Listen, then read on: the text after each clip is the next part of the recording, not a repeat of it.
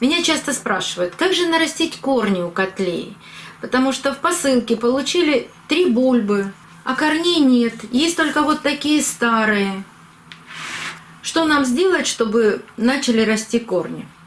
И вот сейчас я вам именно это хочу показать.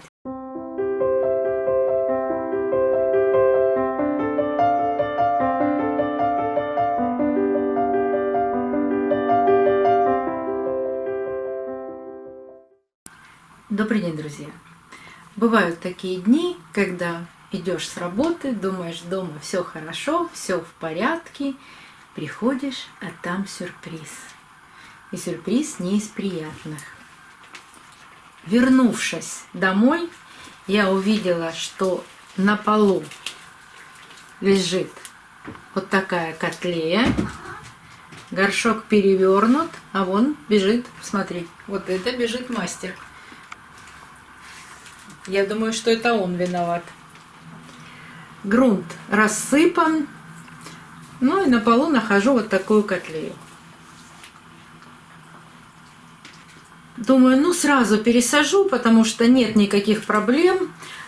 У нас был еще один кот, который очень любил грызть котлеи. Этот рыжий Юлий, он не любит грызть котлеи. Он просто ее уронил. Ему хотелось посидеть на подоконнике. А вот был еще один кот, которого, к сожалению, сейчас уже нет. Он любил грызть котлеи. И он запрыгивал на подоконник для того, чтобы похрустеть листьями. И тогда он их ронял очень-очень часто. Ну, буквально каждую неделю. Я как-то от этого отвыкла. И прихожу, а опять... Ну, не могу сказать, что несчастье, потому что...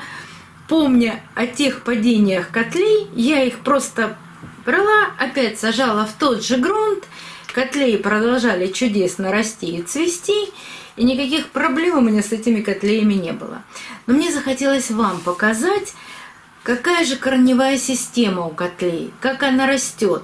Меня часто спрашивают, как же нарастить корни у котлеи, потому что в посылке получили 3 бульбы, а корней нет, есть только вот такие старые.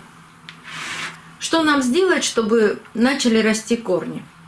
И вот сейчас я вам именно это хочу показать. Вот они, старые корни. А вот посмотрите, вот это новая бульба. И вот новые корни, которые растит только новая бульба. И чем дальше от этой бульбы, тем корни будут суше и более ломкие. Чем ближе вот к этой последней бульбе, вот еще есть такие плотненькие корешки.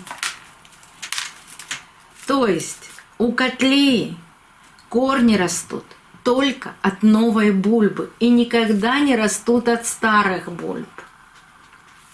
Я знаю, что немногие любят выращивать котлеи, но мне кажется, что это самый простой цветок. И у нас есть на канале плейлист, оставим в этом углу, да? Оставим в правом верхнем углу ссылку на этот плейлист. Там вы все можете узнать о моих котлеях, о зигопеталуме, который у меня всю зиму цветет и все лето цветет. У него есть только маленький период покоя, но буквально 2 месяца, и снова выпускает новые бульбы, и снова выпускает цветок. Бывало даже 3 стрелки из одной бульбы, ну что большая редкость, обычно 1-2. Так вернемся к нашим котлеям. Зигопеталум тоже относится к бульбовым орхидеям, все то же самое. Нарастить корни от старых бульб не представляется возможным. Поэтому все пересадки котлей делаем только тогда, когда растет новая бульба и появляются новые корни. Поэтому падение этой котлеи совершенно не страшно. И еще, ой, ну это уже старая часть, поэтому и сломалась. У них ризома – это общий корень. Вот они от этого корешочка растут, растут, растут все. И они питаются одним вот этим корнем. То есть, вырастая рядом друг с другом, старые бульбы питают молодые. И запас у них питательных веществ в листьях и вот в этих бульбах. Это самое важное. Они не должны быть, ну вот как у меня вот здесь последняя бульбочка, такая худенькая, тоненькая. Они должны быть вот как у этой котлеи, посмотрите, налитые, плотные, толстые бульбы. Она у меня 2 дня полежала, конечно, надо чем-то орхидею в любом случае питаться, даже если она находится так. Поэтому бульбы передают друг другу остатки своих запасов. Когда сажаете котлею, вот так, аккуратно, руками, снимите все корни, которые сухие, которые у вас остаются в руках. Остальные, они не будут служить орхидее питанием, они будут служить орхидее удержанием в горшке. Для того, чтобы посадить эту орхидею, я буду использовать старый грунт. Она посажена не так давно. Сейчас из горшка пересыплю этот грунт в чашку. Видите? В этом грунте очень много старых корней. Так вот, для того, чтобы было меньшее количество подур в грунте, вот эти корни нужно все выбрать руками или же пинцетом. Я предпочитаю пинцет, поэтому сейчас схожу за ним.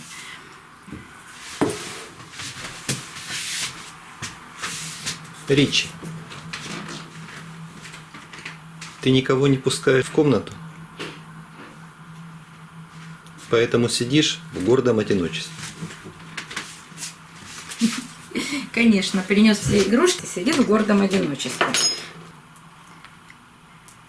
Выбираете все корни.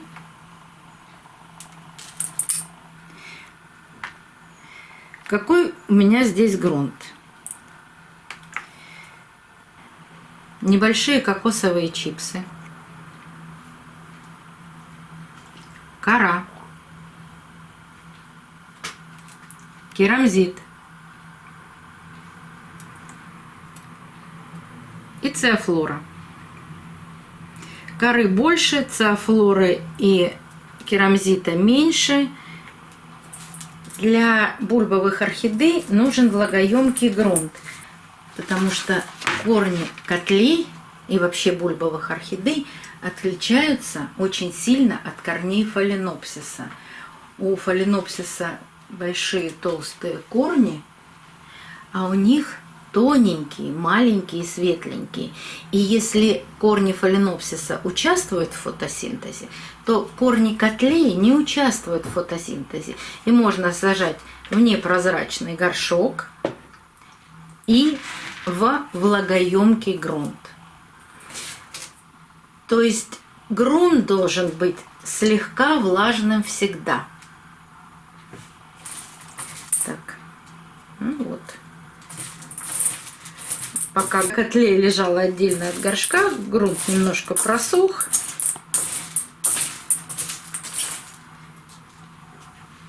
Так, надеюсь, что все корни я достала из грунта.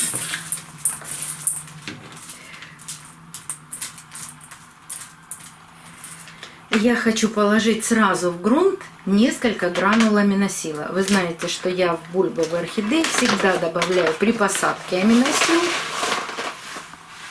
Так, сейчас посмотрим. Много. Но не буду считать. Вот такое количество гранул я положу в этот субстрат. Перемешаю.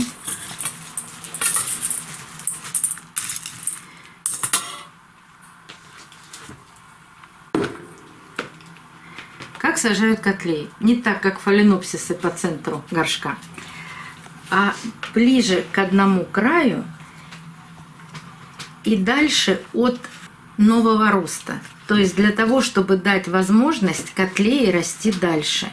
Очень редко котлеи растут во все стороны. Чаще всего вот по ризоме так и растут. Вот здесь нужно пространство, чтобы еще год-два котлея, а может быть и 3, хорошо росла в эту сторону. А если она у вас будет посажена вот так, то следующая бульба будет переваливаться через горшок. Так. Еще особенности посадки. Как и у фаленопсисов, бульбы должны быть на уровне грунта. И ни в коем случае нельзя закапывать вот эти бульбы. Иначе они начинают сразу гнить, и котлея погибнет.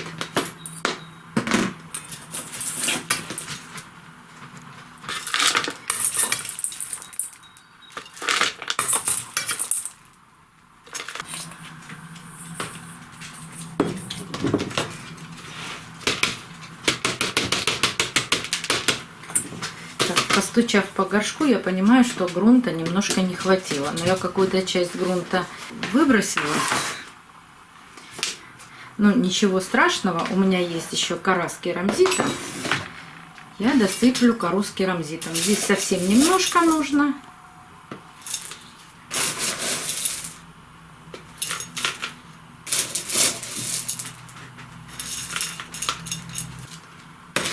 У котлеи корни растут вглубь горшка.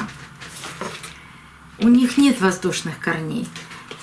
У меня всего была одна котлея, которая очень любила растить корни вверх. А остальные всегда растут в глубину горшка. В отличие от фаленопсиса, этим корням нужно много, очень много влаги. То есть все время слегка влажный грунт. Фаленопсис корнями может брать влагу из воздуха. Эти не умеют так. Немножко по-другому устроены. Да и растут они не всегда на деревьях, а могут расти и на земле. Там, где более влагоемкий грунт. Может это быть и небольшое количество земли, и опавшие листья, и кора. Опавшая, конечно.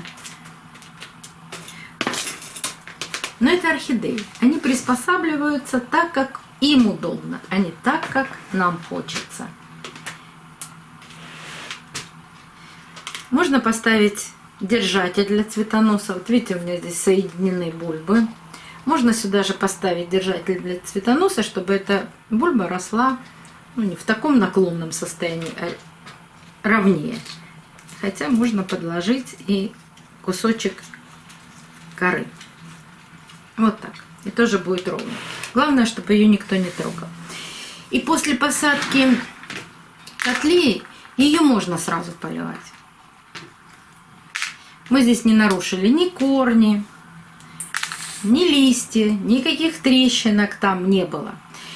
И покажу еще одно средство, которым я пользуюсь при пересадке бульбовых орхидей. Пользуюсь я этим средством не часто, только когда пересаживаю. Но если у меня сейчас еще один раз горшок уронит, я уже больше не буду им пользоваться. Вот недавно рассаживала вот эту котлею. Большой-большой был куст.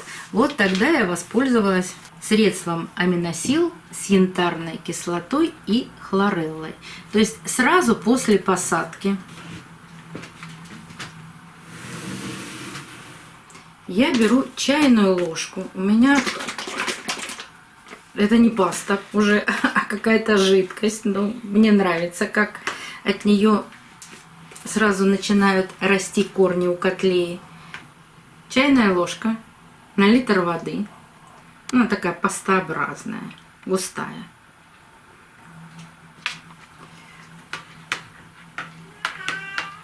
Размешиваю.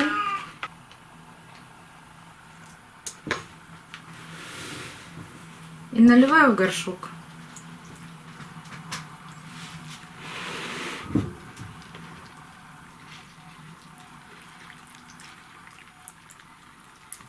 Янтарная кислота стимулирует рост корней. На фаленопсисах я ее не применяю, а только на бульбовых орхидеях. И тогда, когда есть молодая бульба, которая будет растить корни.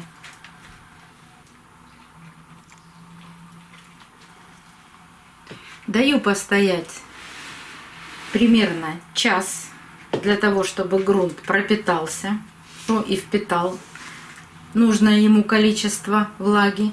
И выливаю. Все. Янтарная кислота активирует процессы роста.